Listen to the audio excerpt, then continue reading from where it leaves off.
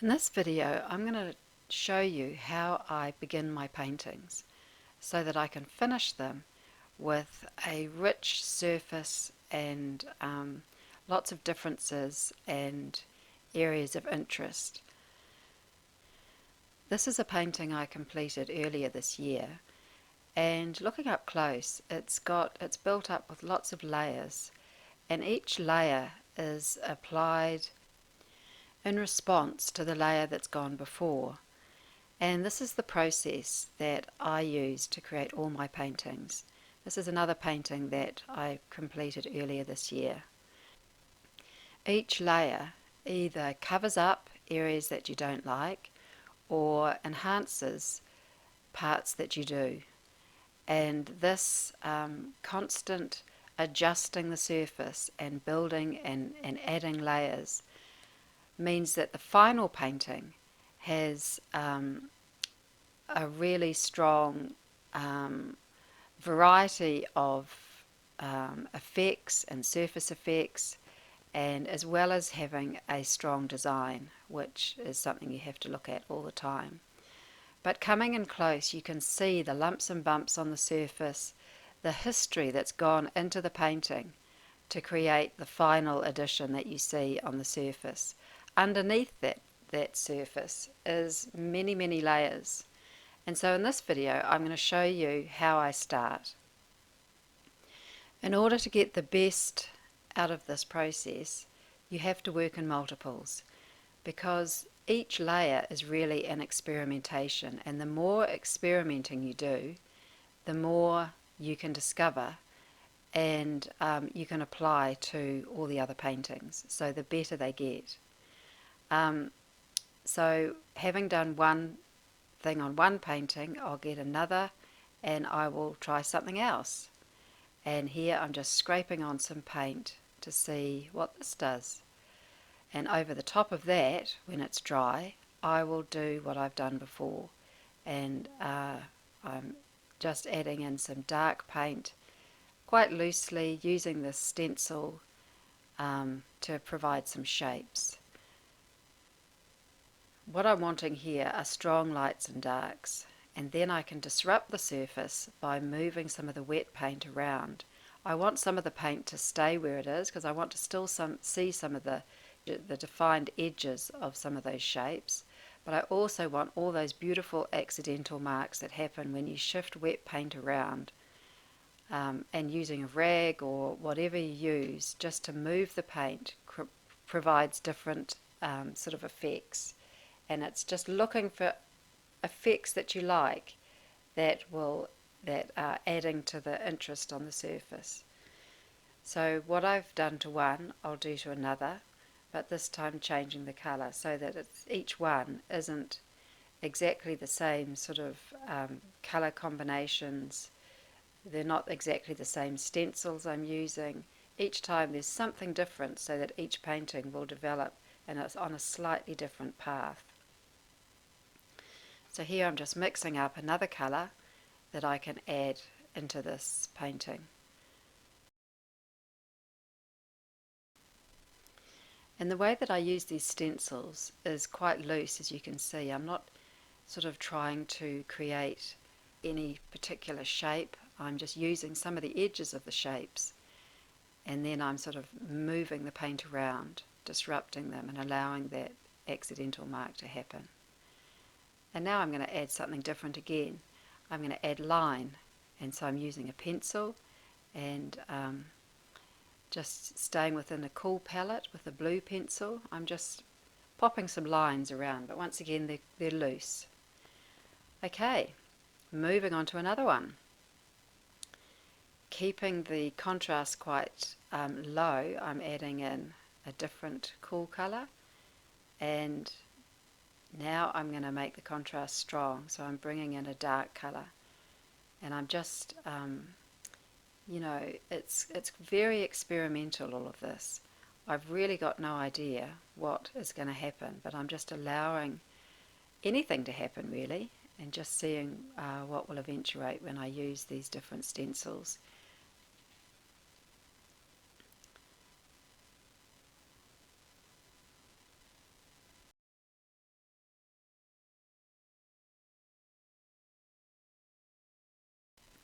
Now on this panel I had cut some shapes out of some Frisket transparent adhesive, um, it's really acetate I think, sheets. And so I've got these shapes that have been stuck down to the surface and now I'm peeling them off. And these are creating new shapes that I'm discovering here. And these are quite hard edge shapes, so they look good next to all the sort of smushy paint that I've been spreading around on the surface of this panel. I can lift them up and then I can reapply them. I can attach them down again and leave them there for when I put down my next bit of paint. And I'm just trying this out. I haven't used this before, so this is an experiment. And this time putting down some light paint. It was dark paint before, now it's light paint and a warm colour as opposed to the cool colours that I've been using, and looking to see what sort of effects this makes.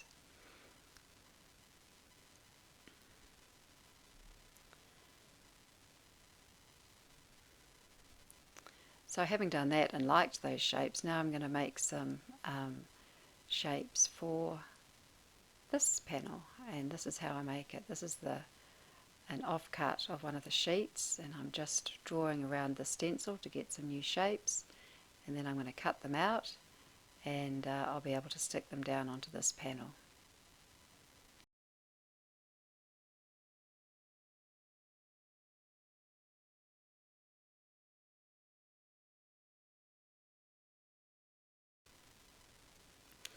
And it's quite fun to just sort of arrange them, although once you stick them down they sort of you don't necessarily stick entirely to the original plan, but yeah, this is how they stick down, and you can't see them once they're down there, so you're completely sort of working blind once they're on the panel, and so that gives you nice surprises as well. But I just, looking for parts of the paint that I quite like, I'm sticking these shapes over the top of areas that I think look interesting so that I can keep them. And now coming in with a light paint, I'm going to block out some areas here using the stencil. And we'll see what we come up with when we take these shapes off.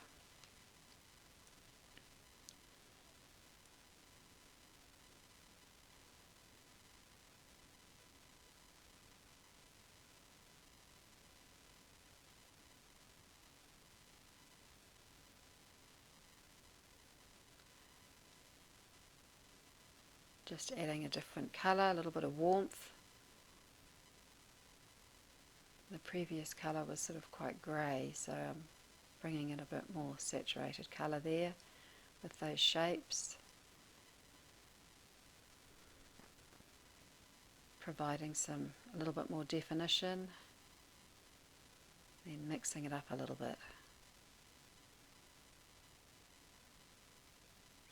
I know those transparent shapes are underneath there somewhere.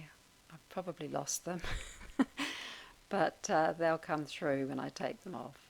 Now I'm shifting around the wet paint just to allow for those sort of transparent layers to come through. And now I'm going to get the sharp edges from the Frisket shapes, if I can find them.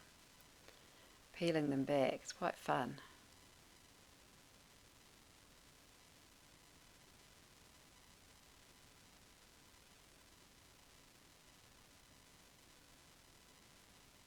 And sometimes these work and sometimes they don't, but you've got no idea until you try.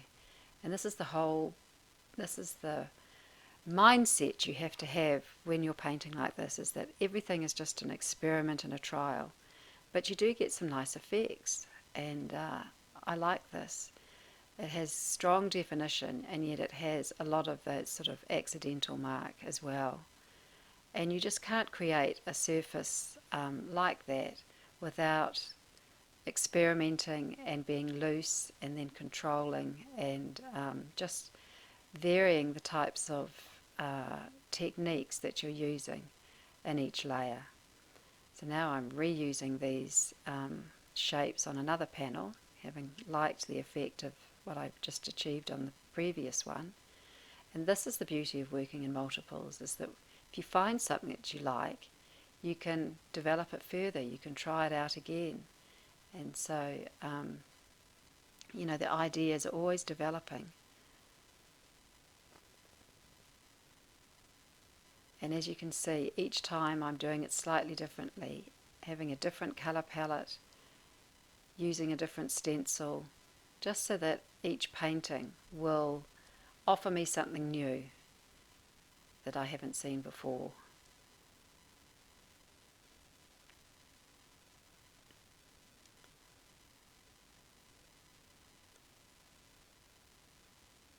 So I'm liking the looseness of some of this paint, but I also like the hard edges of some of the shapes as well that are coming through. So peeling this off here, I decided I'm going to keep a few of those on for next time. Right, back to this one again. And this time I'm adding in a warm, sort of darker colour and seeing what that gives me. I've put the paint on with the stencils, and now I'm sort of being much more loose with the colour shaper.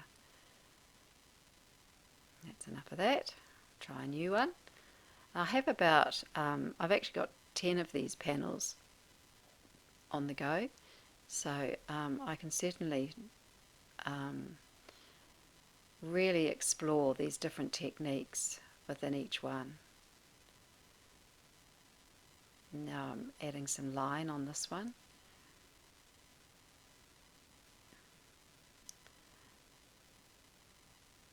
So I'm quite liking the colour palette on this. I'm liking that sort of dirty browny green, the blue, and then the white as well. And these are some nice effects that I've found in this painting.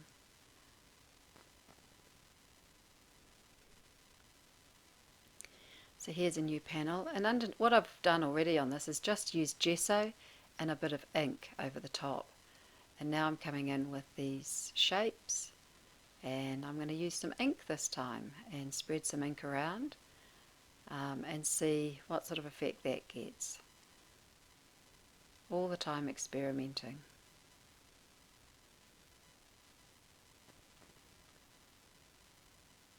Mixing the colours, keeping some areas where the colour is really intense and spreading it out so that it's quite transparent in others. Allowing for some drips.